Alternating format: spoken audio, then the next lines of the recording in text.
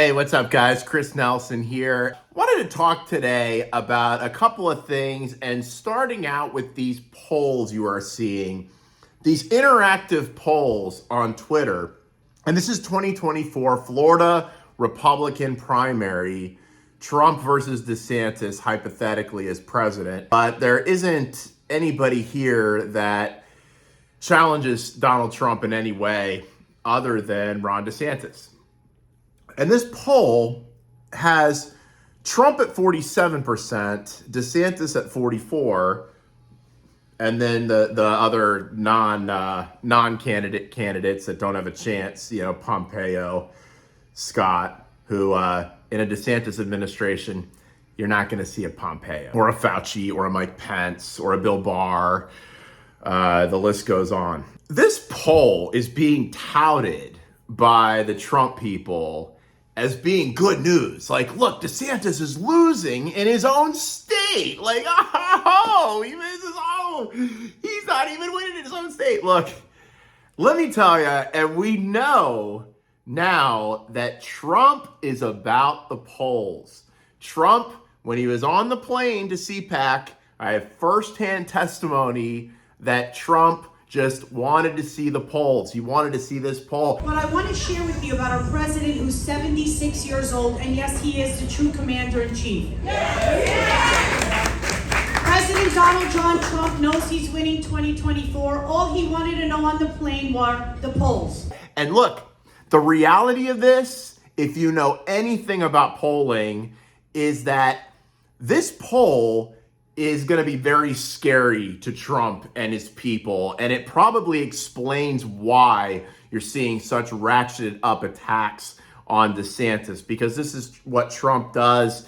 This is how he operated in business and how he operated. It worked for him well in 2016, not so much in 2020, but is to destroy your competition. To just take them out. And why is Trump ratcheting up these attacks so much against DeSantis? Well, he might be touting these polls and his people might be touting these polls. But look, for DeSantis to be polling at 44% without even announcing, anybody will tell you that knows about polls that this is a huge deal. And this top button looks kind of dorky, buttoned up. But this is a big deal. He hasn't even announced yet. If he's polling like this, once he announces, he will get a massive bump. And this has got to be really scaring the Trump people, because that's the reality of this poll.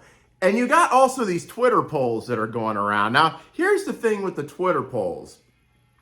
DeSantis, and I will read from his book, on page 95, I refused to do any polling at all once I became governor. When someone does a poll, it provides at best a static view of how voters respond to certain issues, but cannot tell you how people will view a dynamic push for certain policies. He doesn't look at the polls. Therefore, you're not going to see his team juicing these polls. You're gonna what on Twitter? First of all, Twitter is its own self-contained ecosystem. It does not reflect actual reality. It doesn't tell you independent voters, the people that decide elections, that are out there going about their lives and not watching any of this stuff right here. Maybe catching the news a little bit, but not paying attention to this stuff on here. So Twitter polls are only as good as the people juicing them. If DeSantis's people decided to start juicing these polls, they'd look a little bit differently.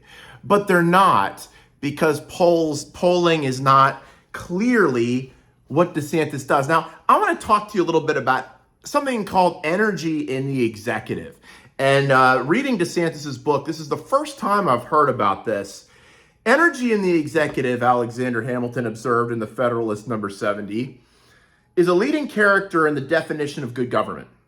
Hamilton believed that a feeble executive implies a feeble execution of the government.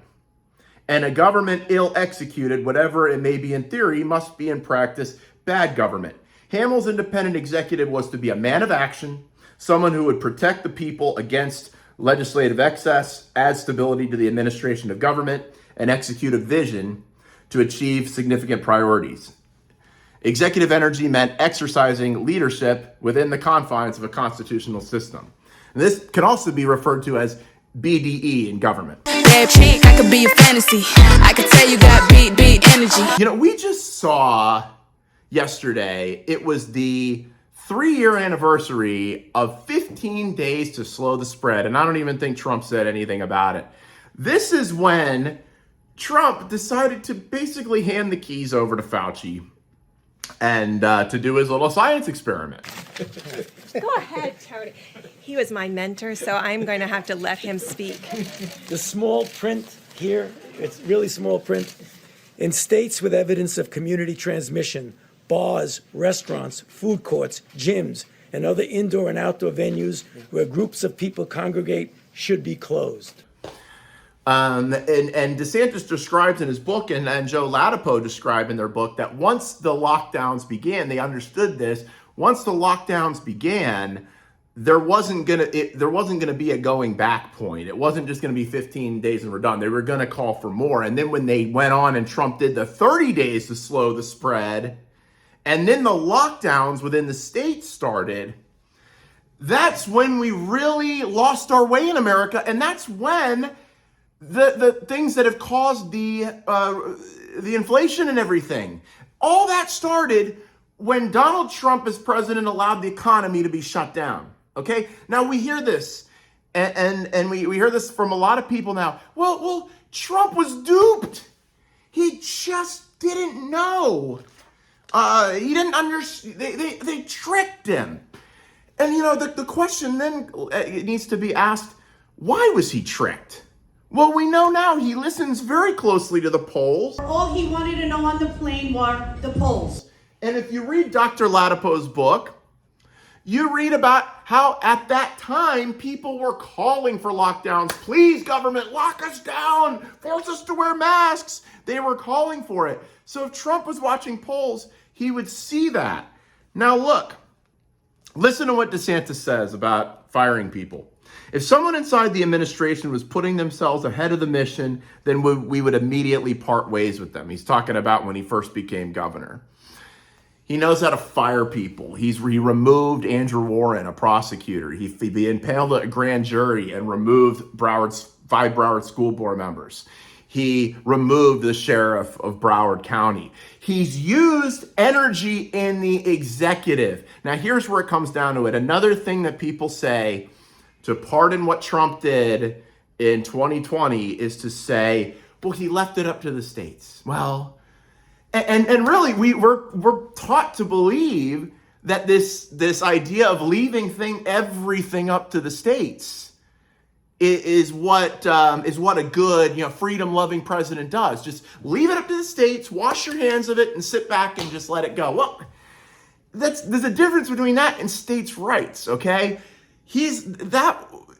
that's not really leadership. And it's dangerous. If that was going to be the case, then why do we have the federal government? The government exists for a reason, and the government is very important.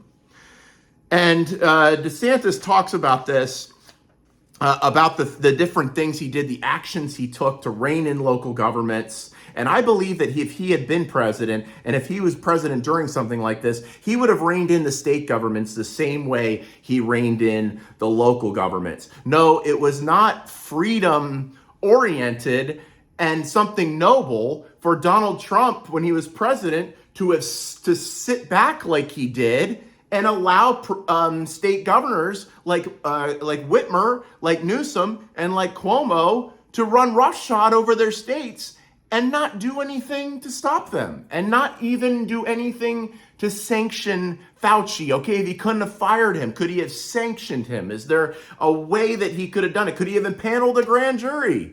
It's one thing that Governor DeSantis loves to do. We got a grand jury coming over the vaccines and lies that the manufacturers might have told. And that, in a nutshell, is a little bit about the polls today and about energy in the executive. I'm Chris Nelson.